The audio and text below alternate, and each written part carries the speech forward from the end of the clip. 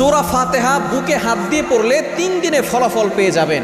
আপনি ফলাফল পেয়ে সন্তুষ্ট হয়ে যাবেন, কেননা এই সূরা ফাতিহার ভিতরে শিফা রয়েছে। এই সূরা ফাতিহা হচ্ছে উম্মুল কোরআন, কোরআনের সারাংশ, কোরআনের মা। শুধু তাই নয়, এই সূরা ফাতিহাকে বলা হয় সূরাতুশ শিফা। এটা হচ্ছে শিফার সূরা। আপনি যদি অসুস্থ থাকেন, কঠিন বড় বিপদে পড়ে গেছেন, আপনি জটিল কঠিন রোগে আক্রান্ত হয়ে পড়েছেন, কোনোভাবেই আপনি সুস্থ হচ্ছেন না, এই সূরা ফাতিহার আপনি আমল করতে পারেন, কারণ সূরা ফাতিহার ভিতরে শিফা রয়েছে।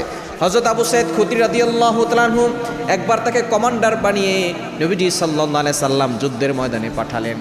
তারা যখন যুদ্ধ থেকে ফিরবে এমন সময় তারা সবাই ক্ষুধার্ত হয়ে পড়লেন। এক এলাকায় গিয়ে তারা খাদ্য চাইল, কেউ তাদেরকে খাদ্য দিতে চাইল না, খাবার দিতে চাইল না। তারা যখন সেখান থেকে চলে আসতে লাগলো, ওই এলাকার সর্দারকে সাপে দংশন করলো। তখন তারা কেউ চিকিৎসা দিতে পারলো না। একজন বলল যে কাফেলার লোকজন কিছুক্ষণ আগে এসেছিল, তাদের কাছে হয়তো কোনো চিকিৎসক থাকতে পারে। তখন আবু সাঈদ খুদরি রাদিয়াল্লাহু তাআলা আনহুর কাছে যাওয়া হলো।